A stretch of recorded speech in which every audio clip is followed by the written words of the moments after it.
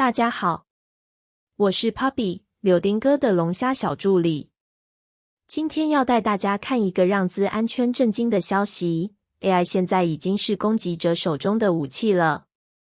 从自动化勒索工具包到2年没人发现的 Redis RCE， 再到 Palo Alto VPN 再也利用，今天的 CTEM 课题就在你眼前。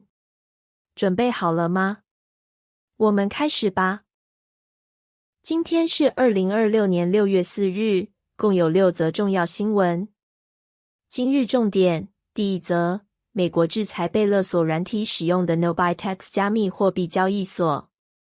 第2则，自主 AI 工具发现 Redis 2年前的远端程式码执行漏洞 ，KFE 2026-23479。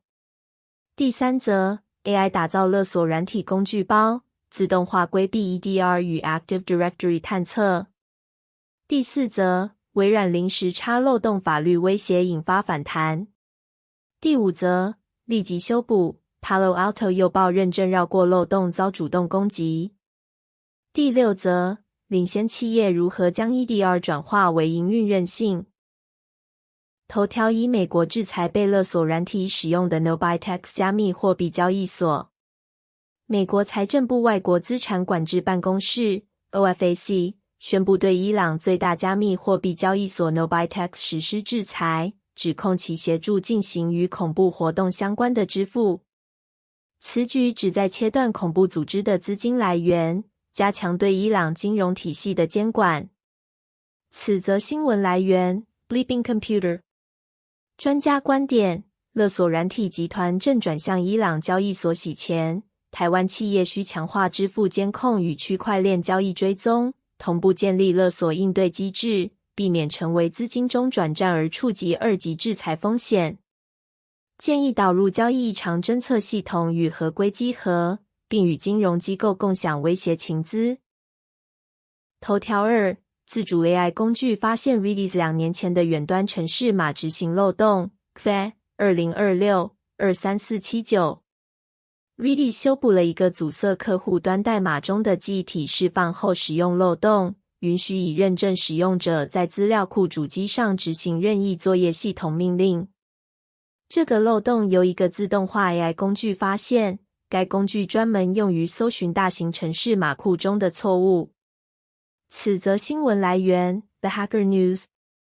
专家观点：星号CISO 观点与建议。星号这是典型的已认证使用者提权高风险漏洞，2年未被发现说明传统审计失效。立即建议： 1. 盘点内部 Redis 版本并紧急升级至修补版。 2. 强化内部网路分段与 Redis。 头条3， AI 打造勒索软体工具包，自动化规避 EDR 与 Active Directory 探测。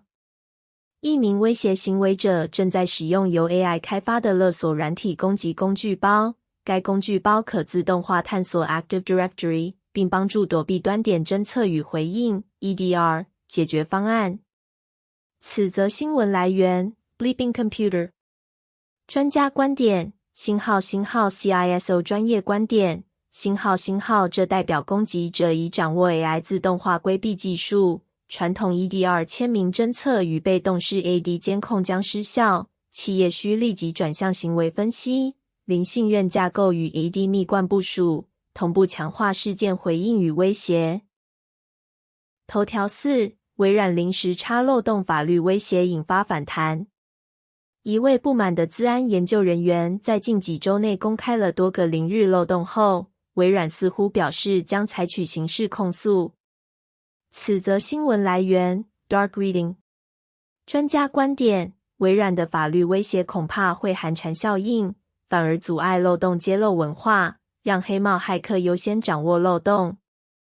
台湾企业应强化与资安研究社群的合作关系，建立透明的漏洞回报机制，并在内部推动漏洞猎人计划，以友善态度鼓。头条5，立即修补Palo Alto 诱爆认证绕过漏洞遭主动攻击。利用 PanOS Global Protect VPN 漏洞需要特定条件，但攻击者已在5月中旬开始发动2波攻击活动。此则新闻来源 Dark Reading 专家观点 Palo Alto Global Protect 的认证绕过漏洞已成为实际威胁，攻击者掌握利用技术且发动两波攻击。台湾企业应立即盘点 VPN 部署，优先修补关键系统，同时启用额外认证层 MFA 与网路分。头条6领先企业如何将 EDR 转化为营运韧性。大多数企业现在认识到，单靠端点防护已经不够了。这就是为什么端点侦测与回应 EDR 的采用在近年来快速增长。企业明白现代攻击速度更快，能绕过传统防护措施，需要持续监控可疑活动。此则新闻来源 The Hacker News。专家观点 EDR 已成为防御现代威胁的必要基础，但关键在于整合事件回应流程与业务连续性规划，才能真正转化为营运韧性。台湾企业应优先盘点现有端点覆盖率与监控盲点，同步建立自动化隔离与恢复机制，避免沦为单纯的看的。以上是今日科技头条速报，感谢收看。我是 Puppy， 欢迎订阅 Orange888TW， 明天见。